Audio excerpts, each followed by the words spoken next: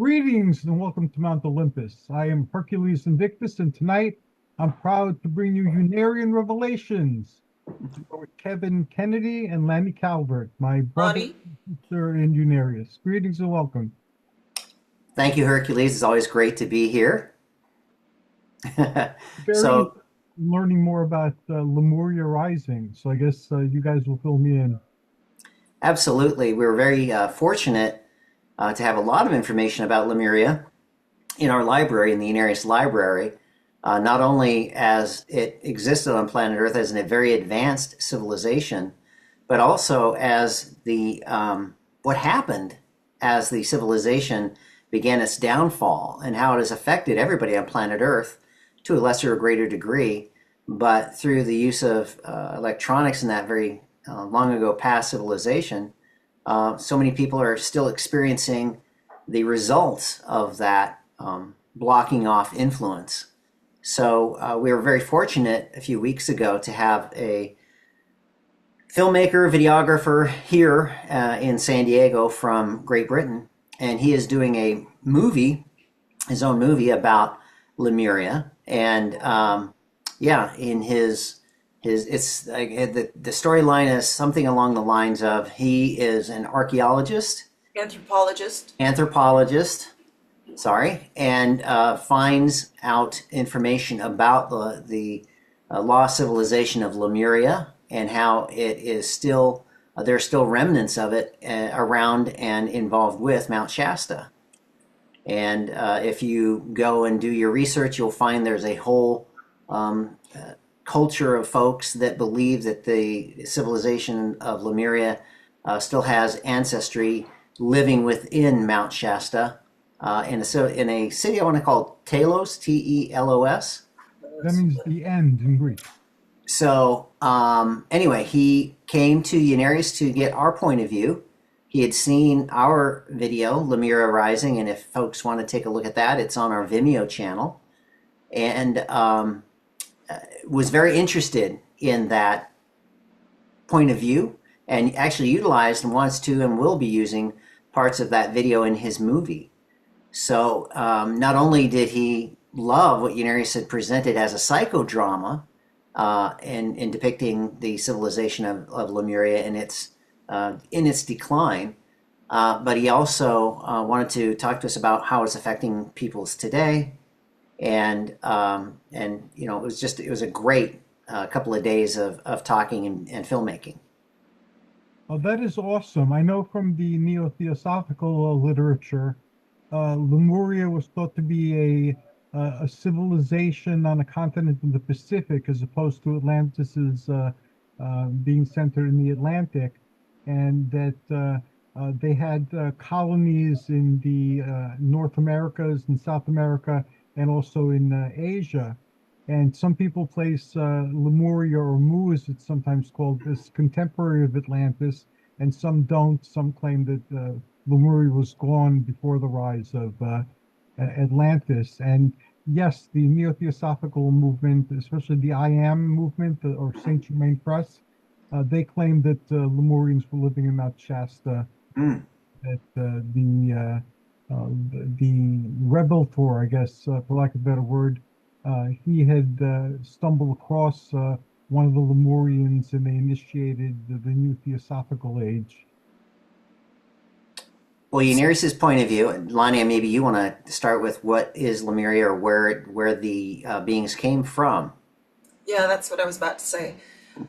So as far as UNARIUS's perspective is concerned, and the history that we've gotten from the master teachers in the inner, is that there is a planet called Lemuria closer to the center of the galaxy, and they were, I think, originally headed for Venus, but they crash landed here on Earth, and there was 11 scientists. They were much more advanced than Earth. Earth was very aboriginal at that point in time, and the remnants of their spaceship, because they survived the crash, they made an amphibious vessel, and they sailed out to this continent in the Pacific and gave it the name of their home planet. So, you know, when we refer to Lemurians, it's mostly we're talking about what the civilization that they fostered on the continent of Lemuria, which of which Mu is a city, but they were there for I shouldn't say they were there for, they proceeded to try and help the Aborigines to get on a progressive pathway. So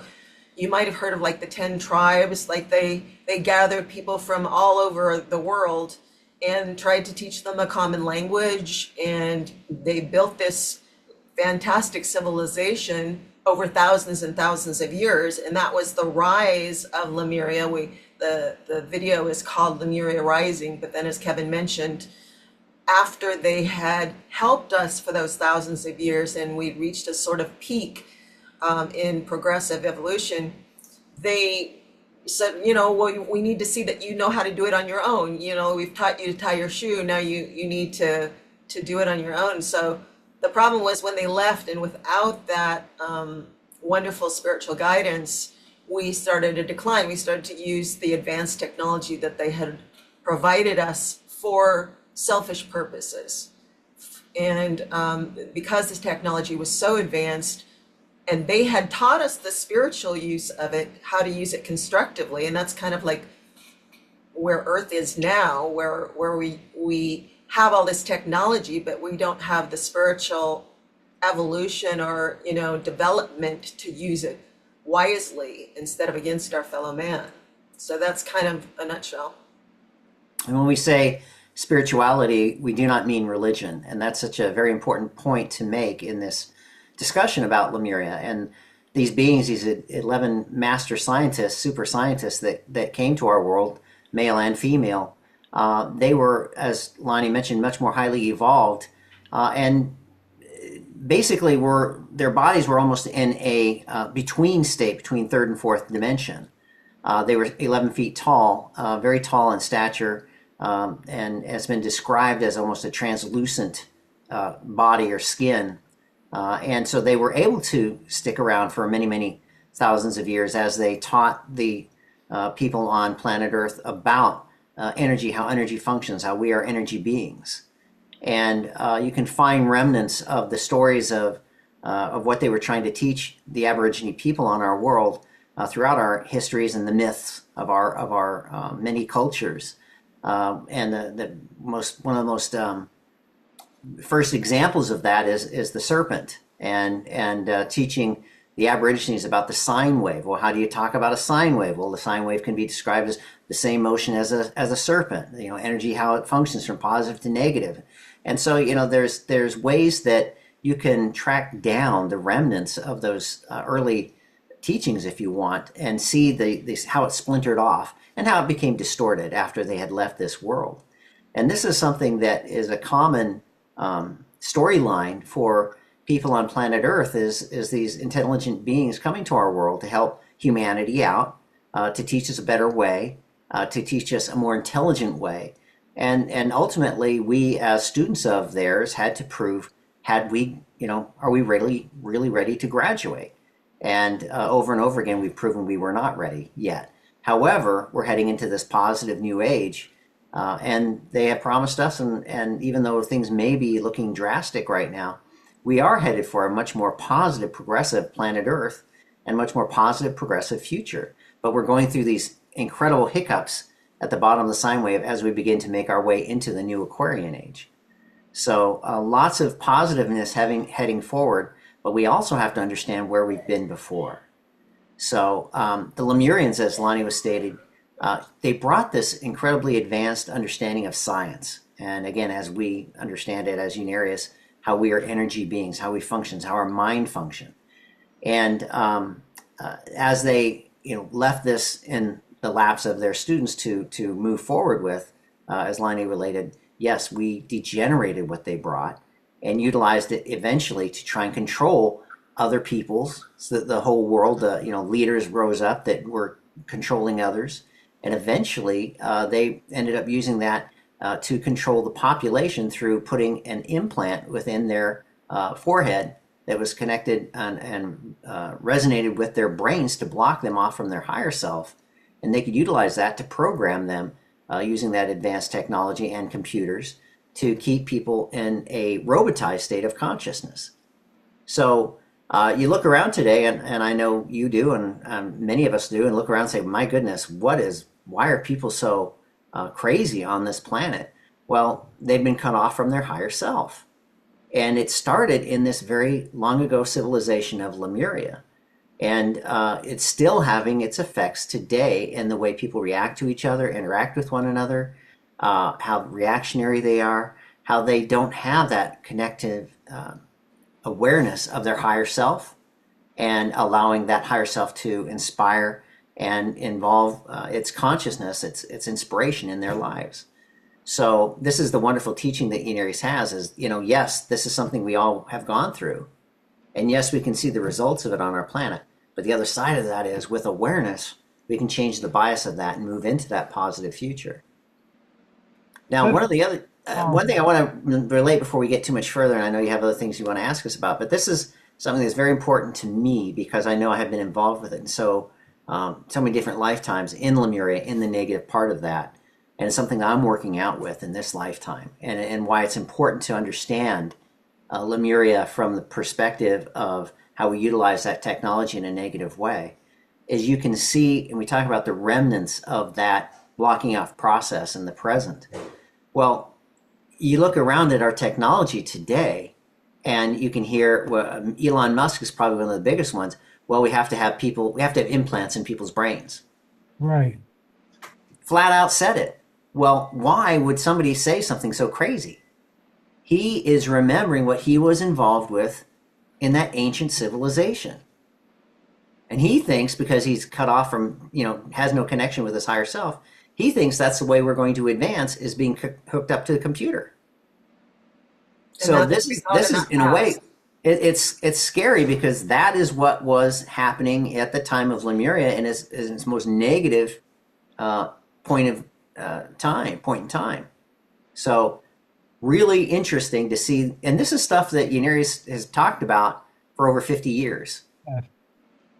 And we had classes about, and to see, and I always talk about this, when I was in those classes and we were talking about Lemuria and the realizations we had from that civilization and how intensely negative it was, I remember listening to people talk about their realizations and me giving testimonies and think, this has got to be crazy. Why? Who would do this? This sounds like science fiction. And yet now we see it coming out in the present, which is, fascinating and abhorrent at the same time. Yeah, definitely. It's part of this program is going to be dealing with reliving this and healing from the experience with psychodrama. But thank you. That was a very comprehensive background. Do you want to add to it, Lani? Well, I was just going to say that a lot of people wonder, how do you know these things are true? And that's one of the benefits of the psychodrama, which you're just mentioning, is that because there was no script, and they set up the scenes. We're going to do a scene here, a scene there, right?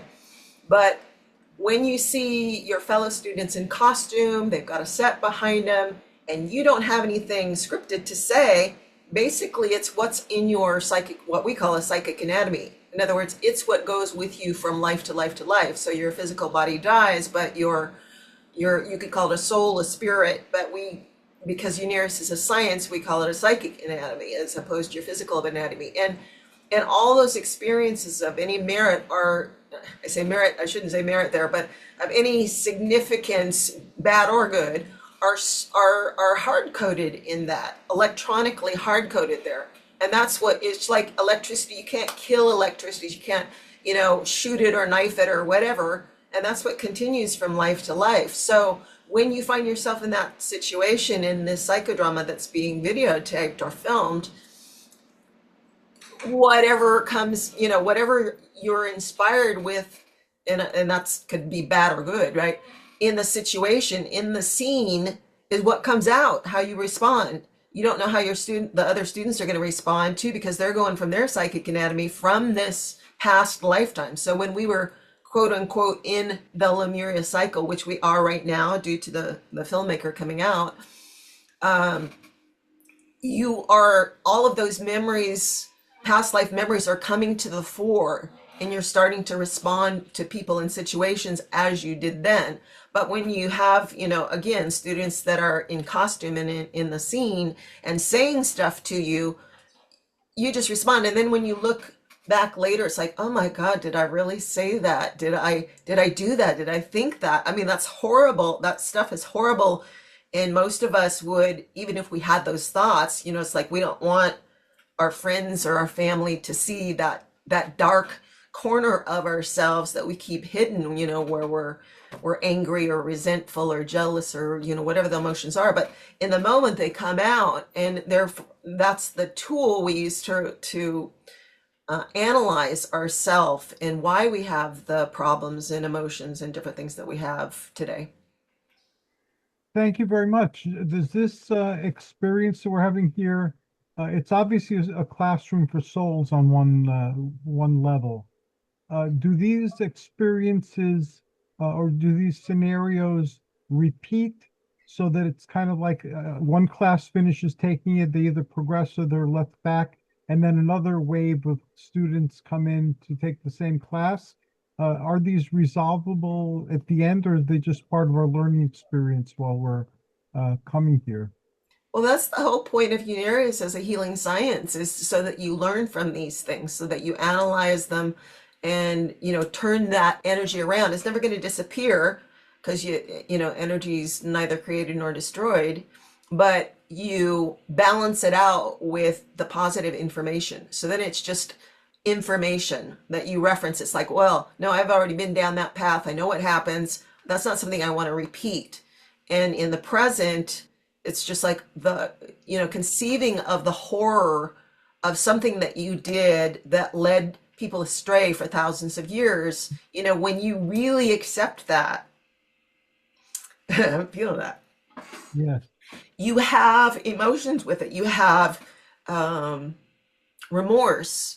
You can feel what you did, what you said, what you were involved with, how it set back people's evolution. And that's the point of seeing it, so that we're freed of that, so we don't repeat it. Because if you don't see it, history repeats itself. If you don't see it, recognize it, and do something to change it, you're just going to keep reliving it lifetime after lifetime after lifetime, kind of in answer to your question. But if you can see, and that's the whole point of past life therapy, if you can see what you did, why you did it, understand it, then you can balance that information out with positive information. And then it's just something where you can then help others say, you know what, I went through that situation and I learned this about myself. You're not telling people what to do, but it's just like, Right. this is the realization. And that's what the books are. The students are saying, this is, what I realized was the cause of, the physical disease I'm having, or the mental problems, or whatever.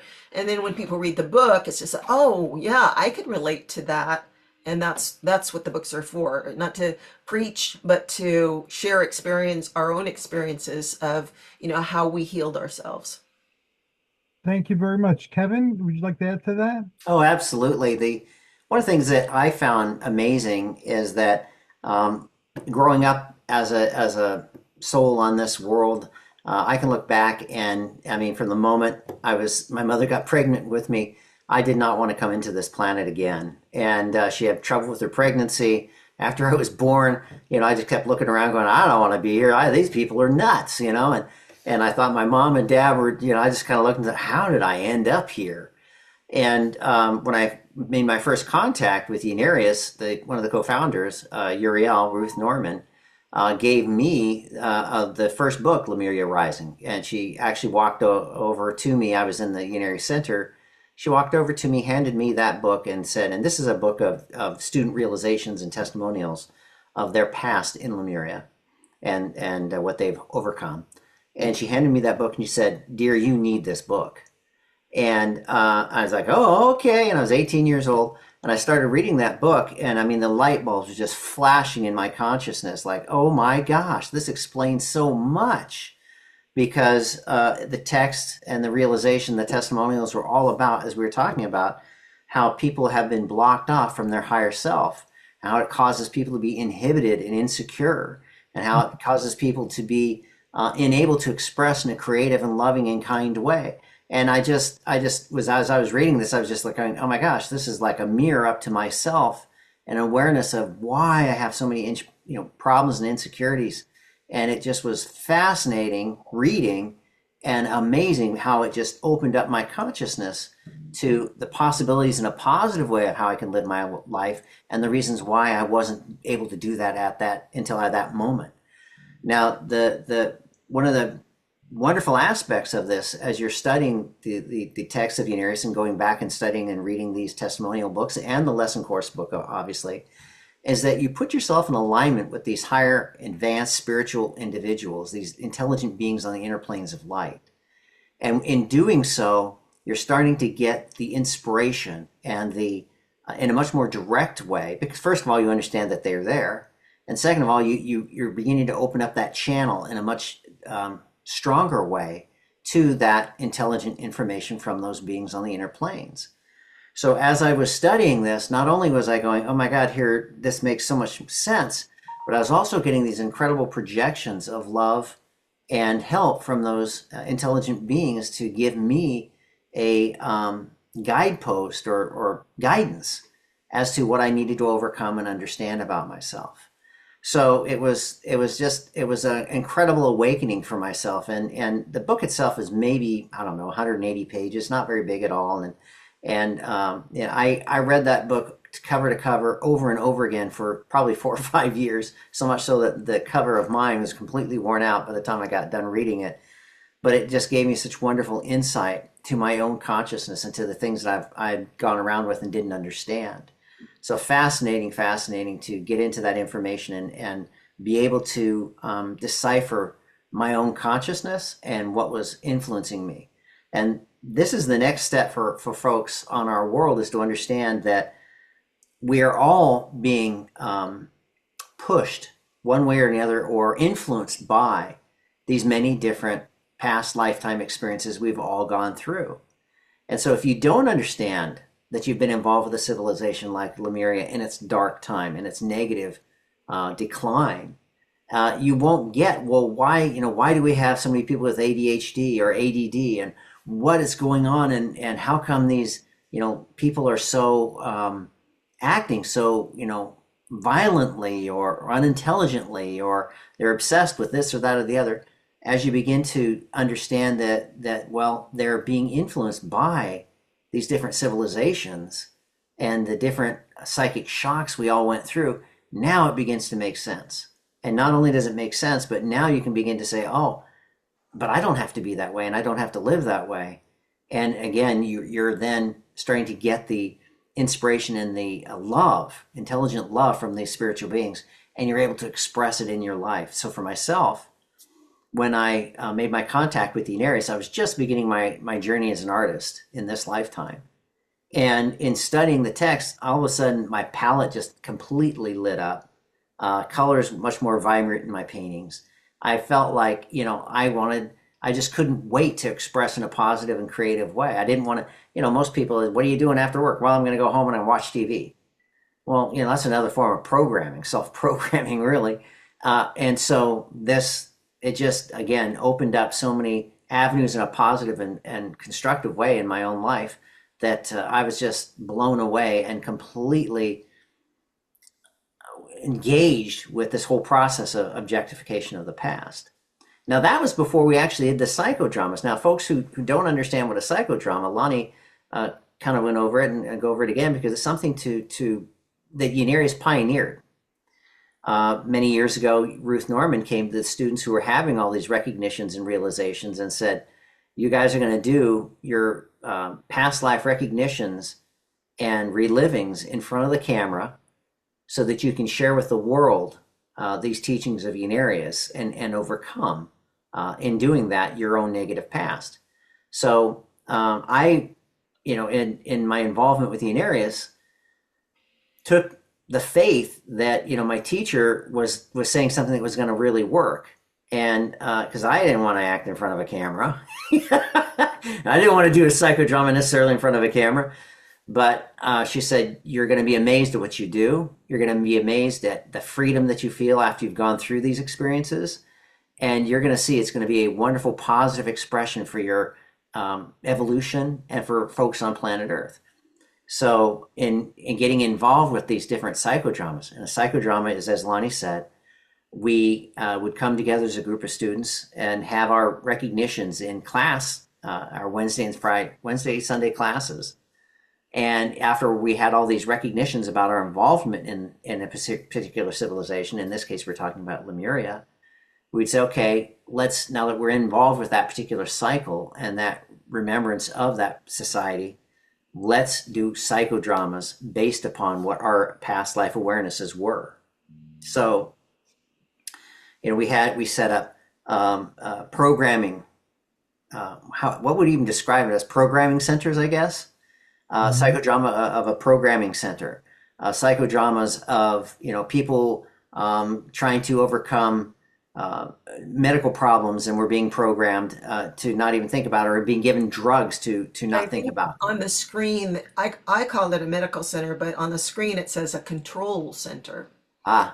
So there's that, and then we had some people recognizing that they had been on a television program where they were programming children and indoctrinating them into this new Lemurian society of control, mind control. And so, those are the types of things that we portrayed on the screen. And it was very challenging.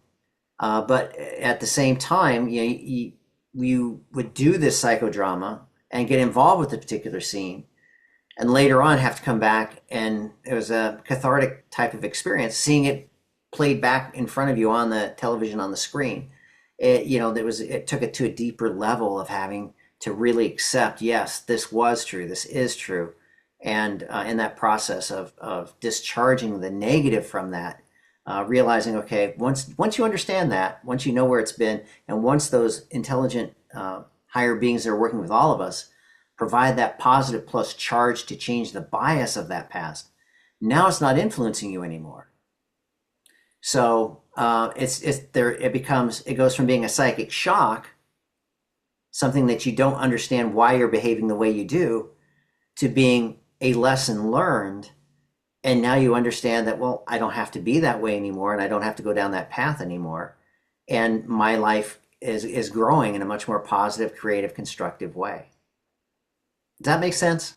That makes a lot of sense. I had never tried the Unarius method of psychodrama, but I worked in the human service field. I've been a therapist, so I'm familiar with similar techniques, and I know that they work very effectively. And some of the techniques go under the heading of guided visualization. And I know from working with the Unarius texts that there are a few places I can resonate with very quickly and lead other people to there. So in my more psychic classes, away from my professional career, when I was doing psychic classes, I've been taking people to Hermes. And people love Hermes. They love all the conversations going on. It's almost like dueling philosophy. And the libraries on Hermes, and Hermes is in more than one place, so they could eventually find their own area of Hermes that they prefer. One of the things I found in this life, and again, life has everything, all the mechanisms to teach you if you're open to learning about it, is I came into this lifetime with several strong beliefs about the way things should be. And living in this society, in this time, and looking upon the greater stage of what's going on in the public arena, there are some things I believe that I see now are very wrong. Like I believe very strongly coming to this life that the right versus wrong, good versus evil type of dichotomy was good, and that people developed character and they developed a strong moral sense. And yet looking at all the senseless, spiritually focused or religiously focused, more accurately, wars, I saw that was not a good thing for people to be doing.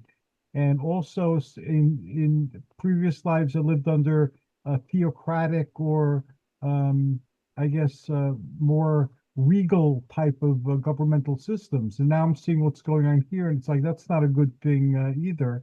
Although there are some workable solutions, like with the King of England and Canada, those are functional.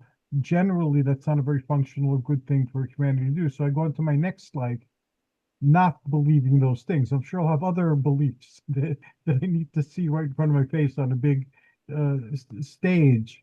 But those are very powerful. Thank you so very much. One of the first books to introduce Lemuria to the public consciousness was called I Remember Lemuria. Hmm. What do you guys remember of Lemuria?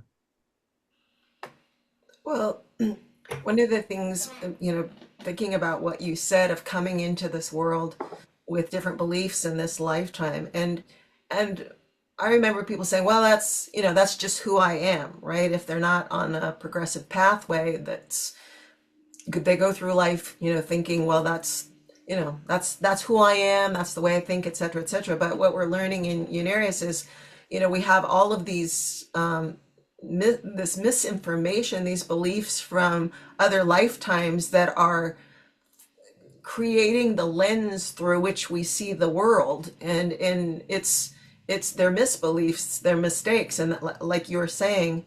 And I was thinking about, as far as personalizing it, I was in about 5 different scenes in the movie Lemuria Rising, and one of the scenes that recently, in going over it again, thinking about it for like the filmmaker and just looking back at my notes from that period, because that was, gosh, about 40 years ago when we filmed that.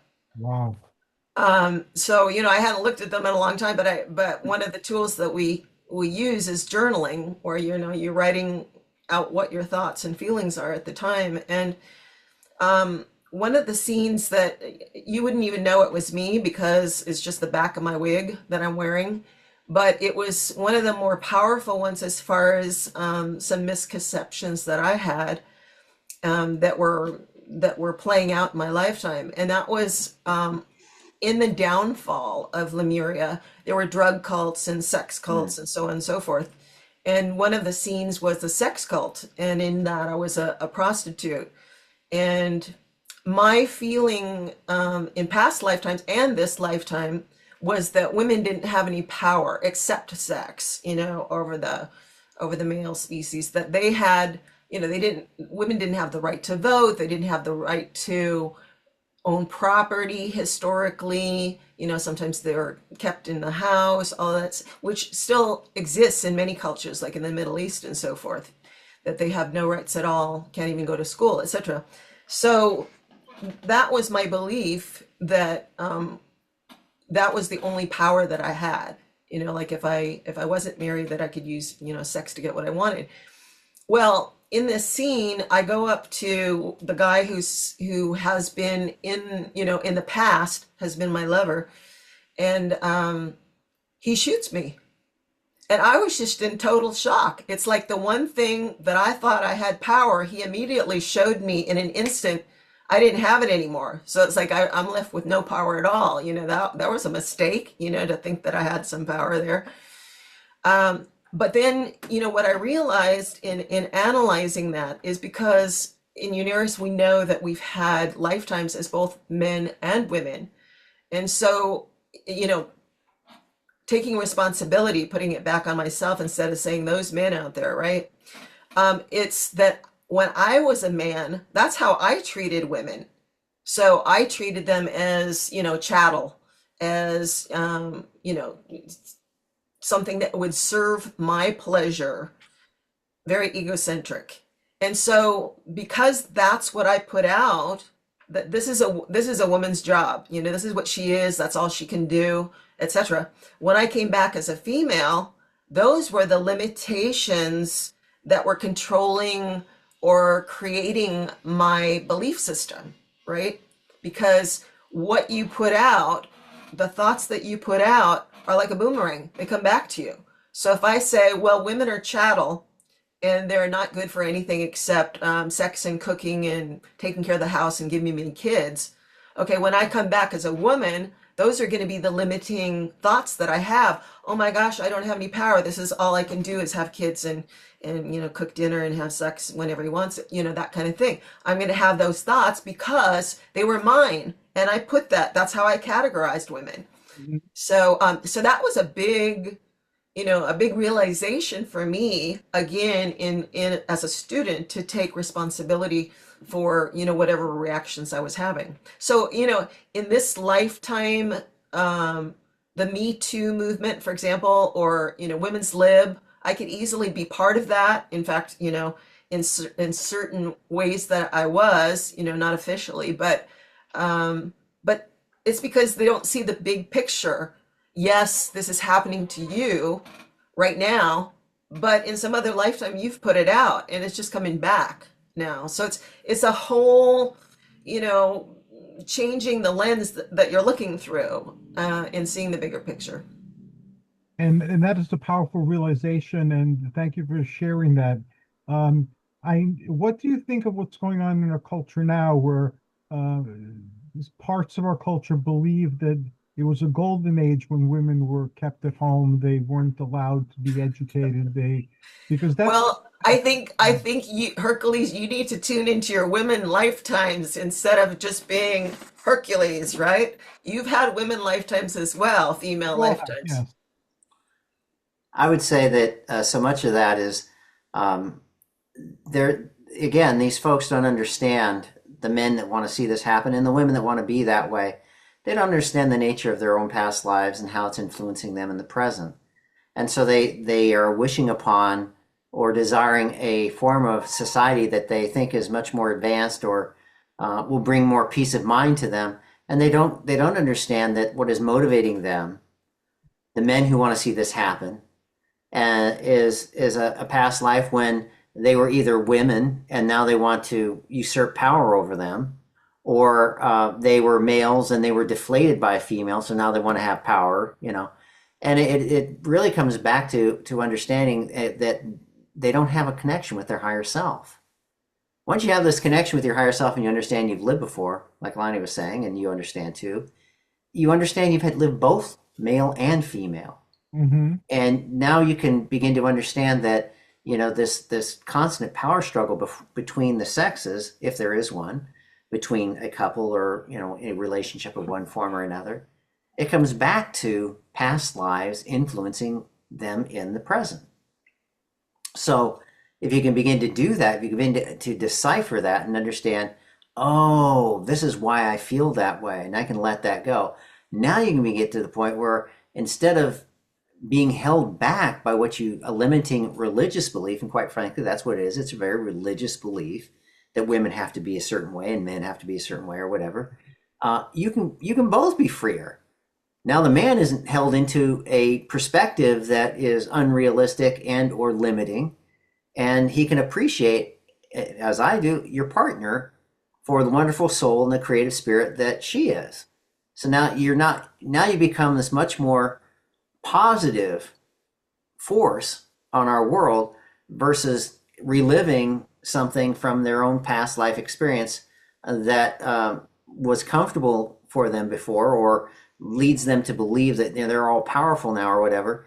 And it all comes back to, again, it's just a bizarre mental attitude from past lives that they don't understand. And once you begin to decipher it, you can just let it go and discharge it. And it goes back and forth, because as you're the victim becomes the victimizer or whatever. And I didn't say that, that realization was so freeing for me, because then I wasn't dependent on anyone else. I didn't have to get power. I wasn't what's the word, low self-esteem, because I saw that what the power, where the real power is your connection with your higher self, self-mastery, giving of self to, everyone, anyone in the world. It doesn't matter what race or religion or skin color they are. The brothers treat us all the same, that we're part of God, and it doesn't matter what we've done in the past. They keep coming back and back and back to help us. So, I admire, for example, the women in the third world countries, or those who do have those, are putting their life in danger by, helping other people to get out of those kinds of relationship, and, being forward in their speech and stuff. But for me, that realization is what freed me from that misconception about what power was.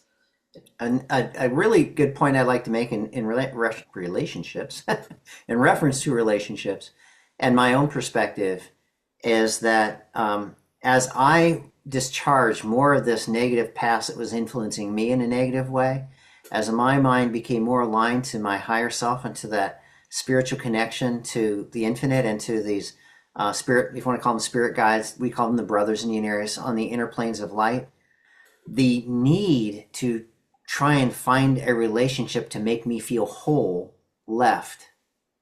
So it was no longer a situation where I was looking outside myself for somebody to fill something in me that was so, missing, some gap that they were going to make me a better person necessarily, and into an awareness of, well, when you have a connection with your higher self, now your partnership is one of give and take and love and real love versus that kind of weird soupy kind of let me control you kind of stuff that goes on our planet.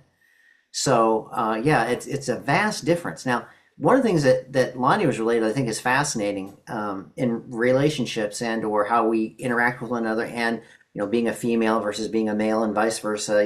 Where we've lived our past lives. I sat on a panel of people talking about past life awareness, and some people had done it through hypnosis and some through regression. And one of the women on the panel worked for NASA, and it was one of her job situations was that she had to go before an audience of her fellow scientists or team members and give lectures or talks about whatever she had discovered or worked upon in her particular department. Well, she talked about how the first time she went into that environment, it was 98% male and 2% female sitting in front of her, and she completely froze.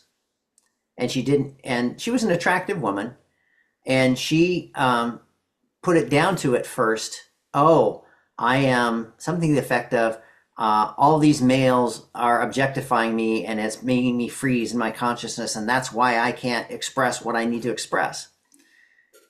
She talked about in this panel that I was so glad to hear. She said, what I recognized when I started going into my past lives is that in one of my past lives, I was a male and I had raped women. Now, this is a female talking about this. And she said, once I had that awareness, I came back into my body and I felt free. And I knew what I was projecting. And again, what she was projecting out onto those men was what she had done in the past to a female as a man. And I was like, wow, that is so powerful, because, if you saw her, by all, metrics, she was a beautiful, tall, blonde, blue-eyed woman. And she just said, and that's why I had all that fear in talking in front of this group of men. And I was getting back what I had put out, as Lani was saying earlier, in those past lives. And I thought, wow, what a powerful statement of how past life therapy works when we understand and can objectify and recognize the reactions that we're having or stuff that we set in motion. So it was interesting to see, and was a wonderful example of what can happen when we objectify the past. Now, the other aspect that is important to me in this involvement and awareness of Lemuria is, we've talked about the negative side of Lemuria because that's what we have to objectify. The positive takes care of itself. It's the negative experiences and the psychic shocks and trauma that we want to objectify or change the bias of and discharge so we can move forward in a much more positive and progressive way. But one of the things that happens as I discharged my negative past is I became very aware that in my interactions with the Lemurians initially, and in that process of interacting with them, I was given so much love and encouragement and a help to learn what it meant to express from the higher self and why that was such an important part of life. And so that formed, even though later on I went through that negative experience, that formed a kernel of positive, progressive love and intelligent consciousness that was a part of my higher self. So even though I went down the pathway in the negative parts of Lemuria and recognized, in my involvement with the UNARIUS that, as Lani was saying, and it is true, I felt myself programmed in the past, and I knew, oh, I also programmed so many other people in the past. And so it was double indemnity. Not only was I programmed that kept me from being able to express from my inner self, but I did it to others. And that's why I had so much guilt and wanted to help others so desperately in a physical way. Not that you don't want to be of service and help others, but when it's just pure guilt, that's a signal. That's a red flag that, oh, there's something here for me to dig a little deeper and to understand where it's coming from. So the thing that I became very aware of, and part of that process was in doing, again, the psychodrama with Ruth Norman, as she was involved with that Lemuria Rising psychodrama, was just the awareness that, yes, there was a negative part, but there was also a very positive part of that as well, where I was, as many of us were, taught and given tremendous lessons and love by those advanced spiritual beings. And for anybody who wants to study projection, what's going on the arena of world affairs is a great study in projection, especially the accusations that are going forth, and then how these accusations are actually reflecting upon the people who made the accusations, and that particular situation. And also, one of the blessings of living in the type of age we're living in is that there's a plethora of information available to us. And on YouTube alone, there's a lot of information on high control groups. So you don't really need radios in your brain or something like that to program people. And this shows you how it's done so that you're safe from that type of programming. We're approaching the end of our conversation. We're like 3/4 of the way through, and I want to make sure that people know about the Lemuria Rising film a little bit more, how they can access it. I will put, if I'm provided with the link up also so people can watch it, and about this new movie. That's amazing. And any psychodramas that are currently taking place that people can learn more about or participate in. Well, go ahead, Lani. No, go ahead. Well, if you want to find out about or watch many of our psychodramas, they are on Vimeo, and the link is on our UNARIUS webpage, unarius.org. You can go there and find the link to our Vimeo channel. I say that because I always forget what our exact Vimeo channel address is, eDress, whatever. And so on that particular channel, you can find Lemuria Rising. You can find Roots of the Earthman, which is another psychodrama. You can find many of the different videos as far as psychodramas and what we're involved with on that channel, along with, which is really much more in my mind, much more important, is the teachings and how to use the UNARIUS Academy of Science teachings to understand past life awarenesses or what do you call them when you deja vu experiences type of thing, where that comes from, why it's happening. So lots of wonderful information there on that particular channel on Vimeo, and obviously on the unarius.org, our main website. And one other thing I want to mention, because it's something we haven't said, is that these Lemurians that came to our world and helped us initially didn't just come here and then leave. We've had visitations by them throughout our civilization. They incarnated here over and over and over again after they had initially come here from that planet Lemuria, and they're very easy to spot. So, who you can say, well, who was a former Lemurian? Well, pretty simple. Jesus. You can say Jesus. You can say Nikola Tesla is one of those scientists. You can say Buddha. You can say Einstein. So you can see and recognize that soul who was one of these Lemurian masters by their signature, by their psychic fingerprint, by the love and intelligence they brought to our planet.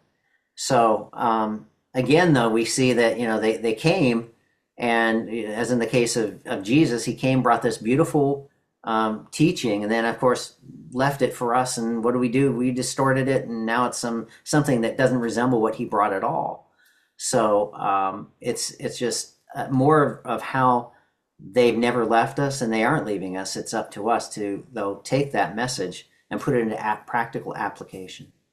But the other thing that they left, especially right now, because we're not Aborigines anymore, is this whole library of teachings. So the same things that they taught in Lemuria we have in the Unarius library because, the teachers were both two of those Lemurians that came, those 11 super scientists that came way back then. So they've brought the same teachings and now they're in print and anybody can access it. You can come in here and like a reading library, sit down. You don't even have to buy the text or, we make them very reasonably priced as as Kevin said, there's all of these videos that you can watch for free. So we sell them if you want to own them, but you can also see them for free on the Vimeo channel, the whole thing. Now YouTube, we have a YouTube channel, but that's segments, like 10, 15 minutes or 2 minutes or whatever, whereas the Vimeo channel has the complete program. So those are great resources. And we have a Facebook page. The best resource is probably unarius.org, UNARIUS.org, not .net, not .com, but .org. And on that page, as he mentioned, at the very top, there's all those symbols like of YouTube and Vimeo and etc. Our podcast, we have our own podcast channel, just like you, right? So you can access all of these and learn about it without leaving your chair at home, and it's free. So that's a good place to start to find out about it if you're interested. And then if you are interested and you want to interact with other people, then we have classes twice a week, and you can come to the Unarius Center in El Cajon, California, close to San Diego. Or if you live far away, like in, back east like you do, you can tune in. We Zoom our classes, all of our classes, and if it's not a convenient hour, Celeste will send you the MP4 of the whole class, and then you can watch it whenever it's convenient for you. So we try and make it as easy as possible to access these wonderful teachings that not only the Lemurians brought, but again, they brought civilization after civilization, trying to get people back on that progressive pathway. Thank you very much. I'm a big fan of Unarius, as you know, and the people who are involved with Unarius. One of my life regrets is the 2 times I was up by San Diego, I didn't drop by El Cajon. But anyway, next time around, I will. And I will put together for Facebook links to Vimeo and to the YouTube channel and things like that. So this way it'll be there. And so this is the second movie that is being introduced into the Unarius library that's done by an independent filmmaker. That is awesome. Would you care to share a little bit about the other movie? Absolutely. The other movie is called Welcome Space Brothers, and it had its, what I call it, release, initial release in LA a couple of times up there, which were fantastic and extremely well received. Along with it was shown in Melbourne at a film festival there. And the producer slash director of the film, Jody Willie, is now working with another producer to release it throughout the United States at different art theaters. And it will be a combined show of Welcome Space Brothers along with The Arrival, which is Unarius's film about our contact with the original Lemurians who came to our world 158,000 years ago. And so it's going to be a wonderful opportunity coming to a theater near you, hopefully. And if it does, it will be there for a week or so. And when we get that list of where they're going to be showing that particular documentary, we'll let you know. That will be up on our website as well. But it's hopefully, like we said, coming to a theater near you. They're working out all the details. We don't have those details yet, unfortunately. But we have received wonderful feedback from folks who have seen the documentary and their appreciation for the love that they feel when they watch the documentary. And I can say, as a person who was involved with it, it gives Unarius another avenue to reach into the world, into this planet Earth, with those tentacles of love, if you want to call them that, and give people an opportunity to understand that there is a different way to live, and there's a much more progressive and positive way to live that is given to us through the Unarius teachings. One other thing about the British filmmaker that came out was that his whole movie was in black and white. And then it came to the scenes that he wanted to, he asked for permission to use short clips from Lemuria Rising, and those were in color. So you have, all this action in black and white, and then it comes to Lemuria Rising, and there's this beautiful, vibrant color clip from our video. So Wow. that'll be interesting to see what he does with that. And now I want to learn more about Lemuria. Yeah. Um, I don't know if Celeste told you, I'm going to be slowly returning my library, my Unarius library to Unarius. Let somebody else get some use out of it. My eyes are starting to fail, and I don't know how much what chance I have of actually revisiting and reading a lot of the things out of my library. So that'll be circulating very soon. Well, if And that happens and if you want an exchange of books for audio where you don't have to read it, we have a lot of audio as well. Thank you very much. And how can people get the audio? So Unarius has an online store. So when you go to the opening page of Unarius, if you just go to the store, you can see, the book that we talked about. There's Lemuria Rising Volume 1 and all the way up to Volume 4, which again are, students remembering their times and past lifetimes in Lemuria, as well as testimonials, as well as Uriel explaining things and giving projections, positive projections to help, because it was such a heavy cycle in trying to work out the negative. Again, as Kevin said, the positive takes care of itself. So people wonder, why do you focus on the negative? And the whole point is so that it doesn't continue to bother us in future lifetimes, right? You don't want the disease to continue life after life after life, whether it's a mental, physical disease, relationships, whatever. You want to work it out so that it doesn't interfere with your progressive evolution. Thank you both for being on tonight's show. Thank you for opening our eyes to another aspect of the Unarian revelations. And thank you for doing what you do. I've been interacting with Unarius for about 50 years plus at this particular point in my life, sometimes a little bit, sometimes a lot. And you've made my sojourn a lot more pleasant and hopeful, and you've given a lot of optimism that affected me in a very positive way. So thank you so very much. Well, thank you, you, Hercules. because you contribute so much as well, and even just the graciousness of a host to let us keep talking till we finish an idea, which can be a while. So thank you so much, Hercules. Love you, Hercules. Okay, have a wonderful day. Give my love to everybody at Unarius. Will do.